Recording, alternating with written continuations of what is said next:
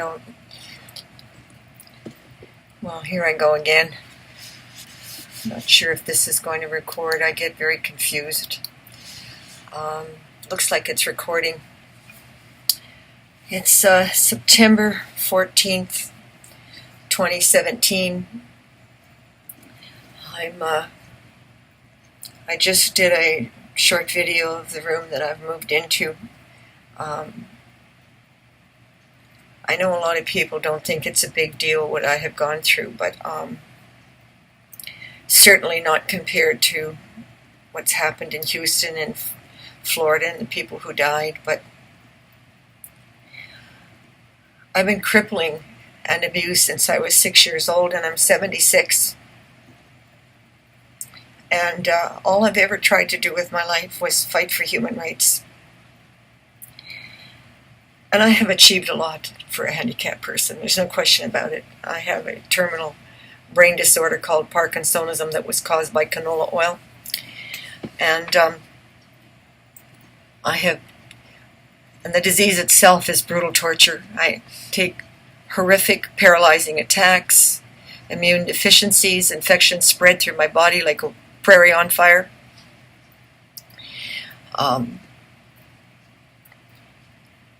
And there are so many side effects to having this disease.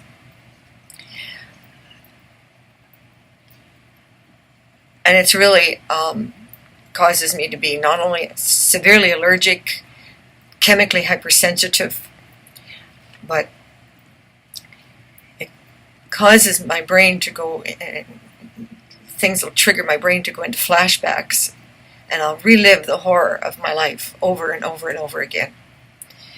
And I was trained as a model and trained to dance, and every step of the way, everything I ever tried to do for myself failed. I was a singer, and I lost my voice at the age of 12. I was a dancer, and I collapsed on stage in a paralysis attack at the age of 23. Or 24, I forget, I don't know. It's the year I met Elizabeth Taylor. And because I was trained as a model, which I also couldn't do because of my condition, I had to keep changing my career direction and cope with my limitations. And I would never have been able to work if I didn't look good. I was trained very young to understand that. We are a skin-deep society. And as long as I was very beautiful, which I was, and it was easy for me to camouflage and hide my disease, because when you're a dancer, you tend to move in such a way that you're graceful. And so I would hide the pain and hide the crippling. And of course, when I was paralyzed, I was catatonic. I couldn't go anywhere and couldn't do anything. And it's a whole nother story.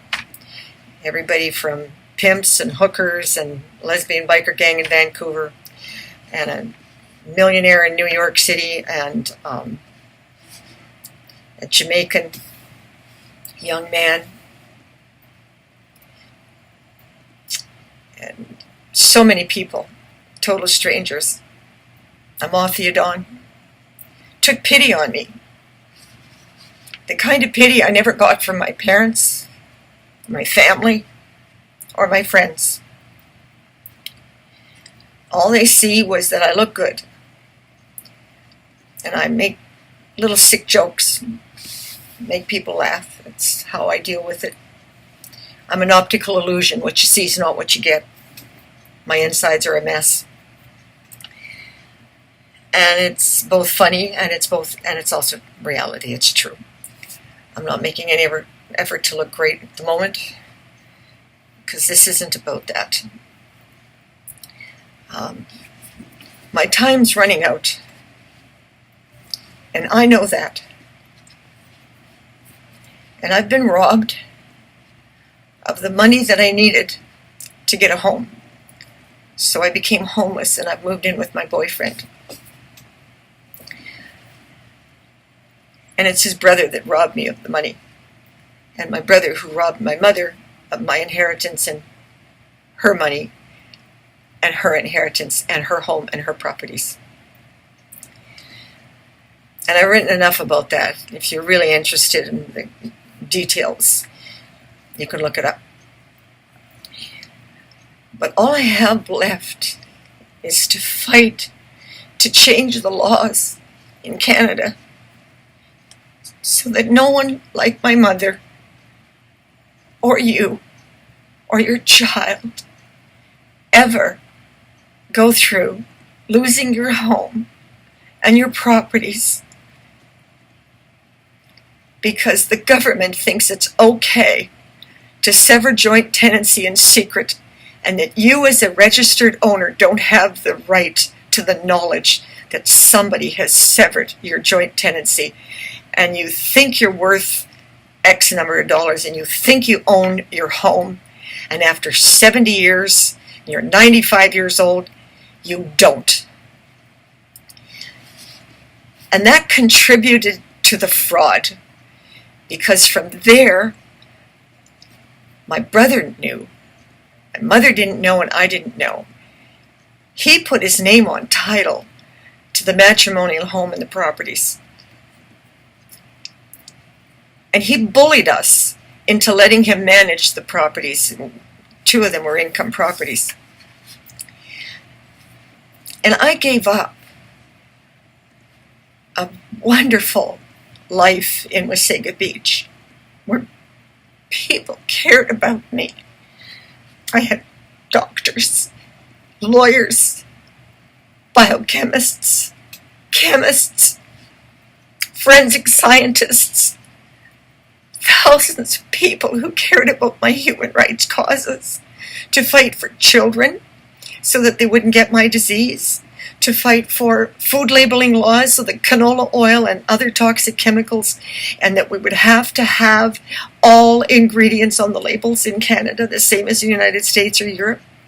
And I'm not talking GMO, because that's a whole nother nightmare of fascism that belongs to Monsanto. And by the way, people, Monsanto has been purchased by Bayer to hide their name. So now all that disgusting, despicable work that they do, that perpetuate chronic illness with toxic chemicals in our food, genetically splicing right into the seed, pesticides to kill insects and rats and whatever.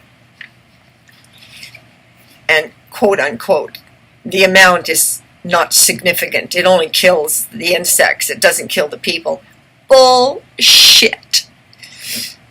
Anyway, Bayer. Yeah, remember the name, people. Bayer. More ways to hide what we're doing to our children. And I was that child, you see. I'm your children's future.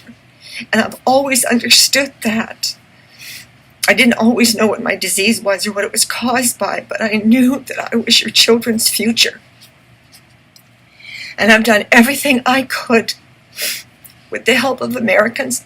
And at the age of 70, I boycotted Canadian food, and I almost made it. I had 1 year pain-free. My body was beautiful. I could climb 2,000 feet with full energy up Capriole Mountain. And then a tumor in my thigh did central nerve damage and took me right back 30 years. And I had to start all over again. I was paralyzed. I was in ice packs for a year. And in that condition, I discovered that my brother didn't pay the taxes on the properties. We faced a public auction. That was in 2014. My mother took a heart attack, and I couldn't function, couldn't read, write, or anything. And Doug McIsaac, that evil, dirty, rotten, filthy monster, took advantage of our situation, tricked me, lied to me, and he robbed me of everything. Home, land, money. And all I had left was some savings. About $50,000. Sounds like a lot of money when you're in poverty. But I've been saving for 16 years so that I could go to court to get the laws changed, to save you and your children. And now I can't do it. I've run out of money. I'm going to have to see a heart specialist. I'm having dizzy spells, and I'm in flashbacks. And that's another part of my disease, is that I get suicidal depression. And why not? Every day of my life, since I'm 6 years old, is a fight just to get to my feet. It's a fight to eat. It's a fight to live. It's a fight to just function. It took me 22 years to make a sentence, and I tried to write my biography to share with people so that they would understand what their children is going to go through. And a vice president from Warner Books was so kind. He called me on the phone to tell me that I could never get published and to stop trying because I'm just not famous enough. It was too late. All the people that cared about me, that were famous, and back in the day when I was worth something because I could make you rich and I could make you money because I was an investment analyst and I happened to be very good at it. When I lost my memory, I could no longer make you money, couldn't make you rich, so nobody cared about keeping me alive. I was no longer worth anything. And because of that, that was 34 years ago, and I did try to kill myself. I tried to drive my car off a cliff, and 3 feet from the edge, the car stalled and I couldn't get it started again. And I don't care if you believe this or not, but a white ball of light grabbed me and put me in the car, in the back seat of the car, because I got out of the car screaming and cursing God, and put me to sleep in a blanket of light pink. The white light turned pink. I happen to like pink. I don't know if that's the reason why it turned pink, but it turned pink. And the next morning, I came to, and the car started, and I was ready to back up and go over that cliff. Nothing had changed. And then I just thought I'd better check, make sure that I really was going to die. I didn't want to wind up paralyzed, and I didn't want to survive it. I wanted to make sure I was over and out and off this planet. And I heard children giggling and laughing, and I looked below, and there was 3 little children playing. This was at Scarborough Bluffs. It's a very famous suicidal spot. So I wasn't very creative in where I planned to kill myself. And I couldn't, of course, do anything. I couldn't bear to hurt children. And so I made a vow. No matter how much I wish I was dead, and I do wish I was dead, I don't enjoy my life much. And it's maybe part of the brain disorder, the suicidal despair that I suffer with. And I have to fight that constantly. I don't pretend to know. It's just there. It's part of my experience of my disease. And I have very fleeting moments of joy. Really few. Usually it's in the winter when I can get in the snow and I can get stronger and I can climb the hills on skis, and the cold brings down the pain in my body for some reason. It always has. Because spring, summer, fall, I'm very housebound, and I'm just never well. Never. Even on my best day, I'm not well.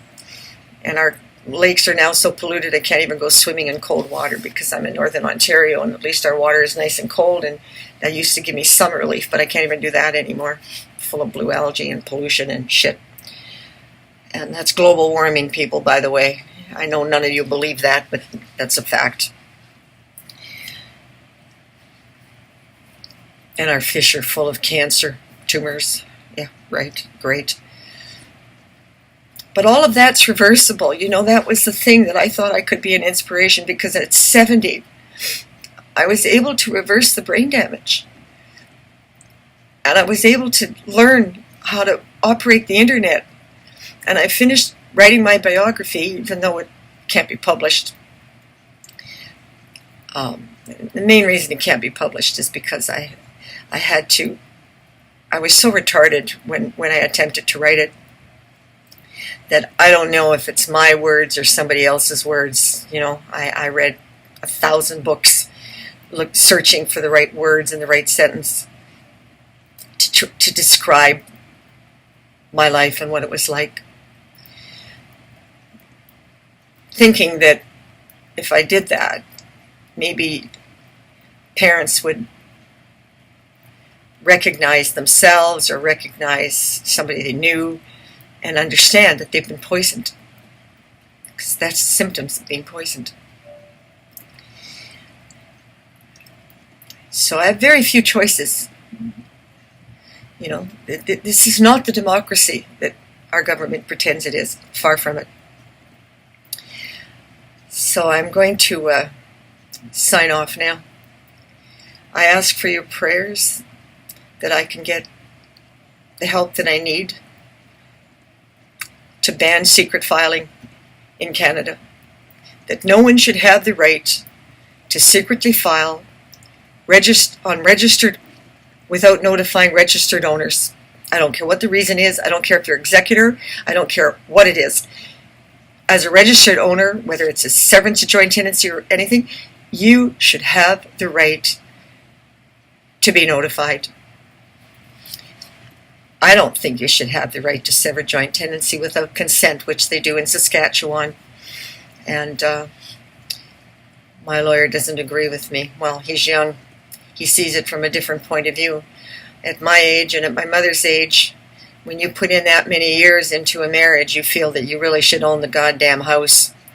I'm not talking the income properties. You can split that if you like, but you shouldn't have the right to do anything without their knowledge. That's for sure. That's got to be the bottom line. And you certainly shouldn't have the right as an executor to take ownership. Yeah. Imagine, when you make a will and you decide somebody to be your executor, in Ontario, they have the right to take ownership to all your properties. Yeah, isn't that wonderful? And in secret. That's considered a fair, democratic way to do things in Canada. Not in Alberta, and not in Manitoba, and not in Saskatchewan. But in the rest of Canada, that's the way we do things. And it isn't a democracy, kids. And don't think it is. And it never will be. If there's anybody out there that's young and wants to go into politics and wants to become a lawyer, get out of Canada. Because you're never going to get anything changed here. The parliamentary system doesn't allow for it. And I had all those opportunities to be in New York. Americans, to this day, help me. I'm alive because of Americans right now, today. My mother lived to 98 because of Americans. Yes, they have their problems, but they are a democracy. And Canadians just don't understand. Our judges are there for life and they're completely corrupt. Our court system is completely corrupt. Our parliamentary system is completely corrupt. And no, I'm not proud to be a Canadian. I'm just proud to have survived it, except I'm not so sure that you would call what I am today survival. I'm not saying I haven't done some good with my life. I brought better gas mask equipment to the military. I gave talks to the generals and the men in the military and begged them to fight for their own rights. And I gave them the science and the research on what they were facing. And I contacted the Veterans Association in Virginia in 1990, and I think it was 1990. And anyway, they sent up some lawyers to help our people. It's the kind of thing that Americans do, you know. and we don't hear about that. And the Steelworkers Union, U.S., not Canadian. Canadians didn't give a shit. But in 1989, I was able to give scientific research, their own American science, on disease that are caused by toxic chemicals. And they fought for cleaner air in the mines and better gas mask equipment. There's MSA is the best gas mask on the planet, quite frankly, for industrial use, mining, and is what keeps me alive. The latest one is called the Advantage, and it has a lot of advantages. It's lighter, and it fits around the face. The seal is tighter. It's a wider seal, but nothing against my old one. I love it. It's just a little heavier, and it has more metal on it. And I always felt that when I was skiing, particularly if it took a really bad fall, I felt more comfortable in the one that was heavier and stronger. But truth be told, I'm quite sure the Advantage is not going. I don't think it breaks very easily. It's just my own little paranoia, because if some skidoo goes by and I don't have a gas mask if I have a gas mask that's busted, I have a very short window. And I go into anaphylactic shock right away, and I go into toxic shock, and I'm paralyzed and cardiac arrest, and I die. I've got about 20 minutes tops to pull out. And I can't use drugs because I'm chemically hypersensitive, so I have to find a way to detox, which I have done, and I put all that information on my websites. You can look it up. I'll post it on my videos. And the last thing I want to say is if we didn't have enough problems on the planet, what is wrong with you, YouTube, that now all of a sudden you are blocking sharing to Facebook, and you're blocking sharing to Skyrock, which is really supported by the military, which I totally support. I don't support the wars, but I support the military. I think you will understand what I mean by that. And what the hell's going on? Are you crazy? You want to cut off the ability for people to share the videos and to expand? You're going backwards. Or did you sell YouTube to somebody else? I mean, what the hell's going on? I don't know. But it's just nuts, totally nuts. And this video is already 22 minutes long. It's too long, and I don't think anybody gives a shit. But anyway, if you are out there and listening, if you're Canadian, be careful. This isn't the democracy you think it is. And I hope before I die, I'm able to ban all secret filing on registered ownership. That's the only thing I have left to live for. It doesn't look like that's going to happen right now, but it took me 22 years to find a way to reverse my brain damage. What the heck? At least I've got it out there, and maybe somebody will realize that I represent hundreds and hundreds of thousands and millions of people. So it isn't just about me. In fact, it's not about me at all. And it isn't about money. That's the one thing I learned when I was worth a lot of money and wound up on the streets and nobody cared if I lived or died, when I could no longer make money. I made a vow that I would never work for money again. That my value and my worth is not going to be about money. I'm not saying you shouldn't make money, but think carefully about what you do with that money. Put your money where your mouth is. And we're on this planet for a very short time, truthfully, if you look at our history. You know, your lifespan is really, really a blip. So try and do something good with it. And that's what I've tried to do.